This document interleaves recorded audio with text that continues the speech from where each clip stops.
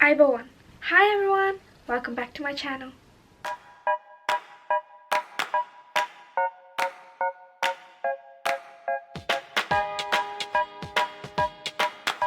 So today's video is going to be a little bit special. It's like a special kind of thing for me personally, because I would always, whichever event it was or whichever birthday, I would always make Sri Lankan milk toffees.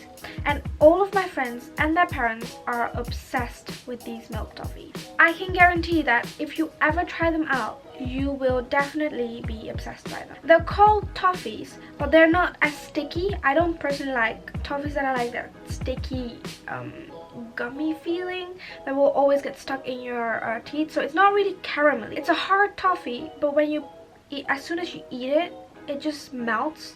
So it's really nice, and I just hope you enjoy this video and try them out yourself. It's a really simple recipe and anyone can do that, I can guarantee. If you think someone else might like this video or this recipe, please make sure to share. Also, leave a comment if there's anything else that you want me to do, or if you have any suggestions for me or any feedback. I'll read through the comments. And make sure to like this video and subscribe to my channel, it will help me out a lot. I will stop talking now and show you how to make these amazing Sri Lankan milk toffees. With the power of editing, let's go to the kitchen. Hi, so we're in the kitchen now, and I've done my hair up because we don't want to get any hairs in our milk toffees. And I just want to say that if you see anyone moving behind this glass, it's either my brother or my dad, because they are sitting right in the living room. This recipe only requires a few ingredients, it's easy to make, anyone can do it, and it's delicious. So let's start making some Sri Lankan milk toffees. First off, I'm going to show you how I cut my cashew nuts. I use a knife, but you can also put them in a bag and squash them up if you want really tiny pieces. I like chunky pieces, that's why I do it with a knife. If you don't like cashew nuts, you can remove the cashew nuts altogether. It's not very necessary for this recipe to use cashew nuts if you do not like them. And as you can see, it's a mess trying to cut cashew nuts. They keep jumping everywhere. Next up are the ingredients. So I've got 400 grams of condensed milk, which is the main ingredient, and then with that goes the 220 gram of castor sugar. I've got 50 grams of cashew nuts chopped up, 3 tablespoons of butter, 1/4 cup water, and you'll need 1 teaspoon vanilla extract or just vanilla. Next up, you get a non-stick pan and pour in all of the condensed milk.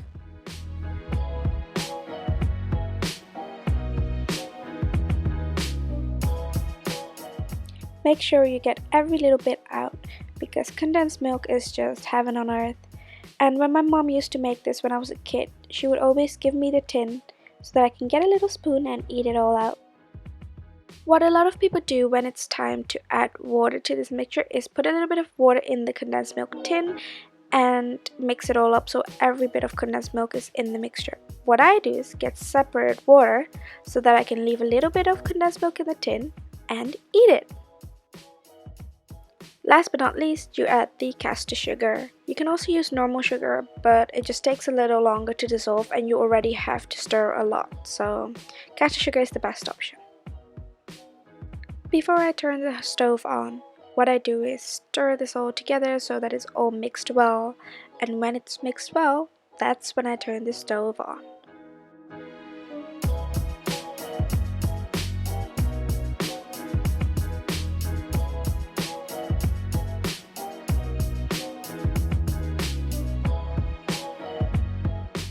After it's all nice and combined, what I do is make sure that my baking tray or whatever plate you use to put the milk toffees on is fully covered in butter, because I know I won't have time to do this as soon as the milk toffees are ready to be put on the plate.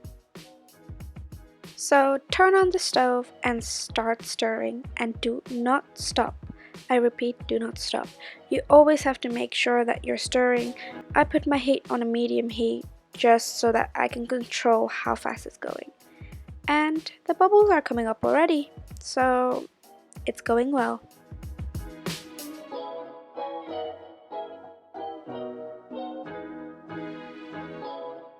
Okay, the bubbles are coming up now, and as long as you keep stirring and do not stop, you will be absolutely fine.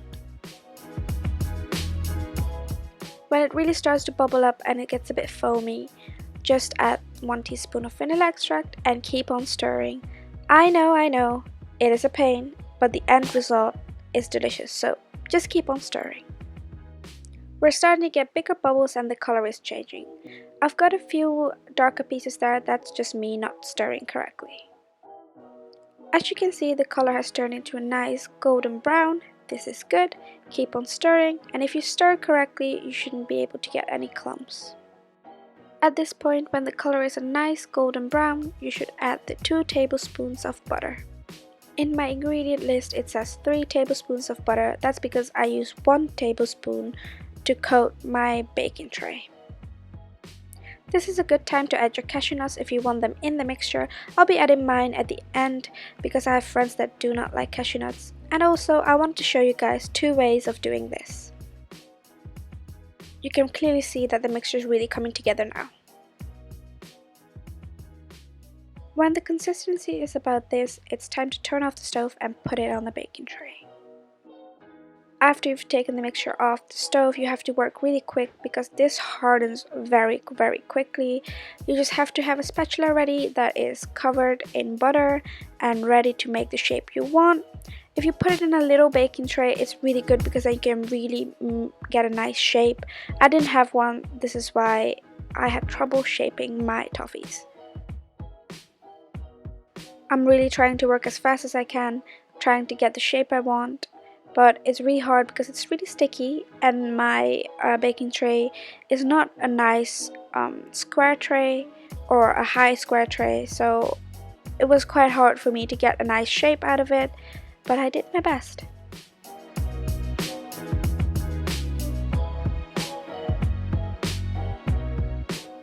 When you're happy with your shape, you can go ahead and add your cashew nuts on top. I decided to do half with cashew nuts and half without because I've got some friends that do not like cashew nuts, so I wanted to be able to give it to them as well. This really depends on yourself, on what you like, on what you want to do. So be creative, do what you like.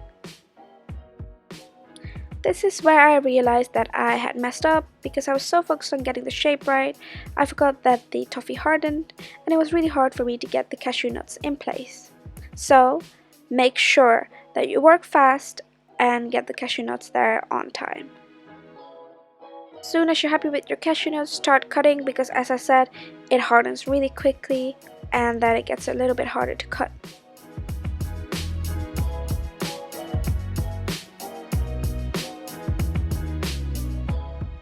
When I make these milk toffees for an occasion with loads of people, I measure it out and make sure it's all perfect and looks nice.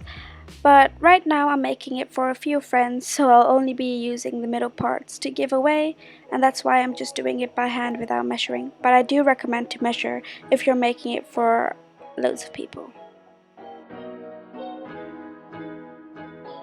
As you can see when cutting, the side parts don't look as pretty as the middle parts. This is why I use the middle parts to give away to friends or when it's an occasion, and I eat the side parts because the side parts taste just as good, but sadly they don't look as good as the middle parts.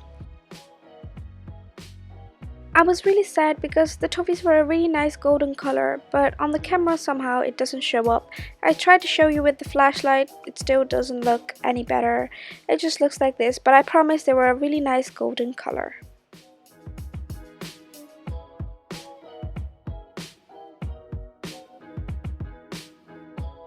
So that's how you make Sri Lankan milk toffees. I hope you learned something from this video, and I hope this recipe helps you make some delicious sweets for your friends and family. And if you haven't tried this out yet, you have to try this out.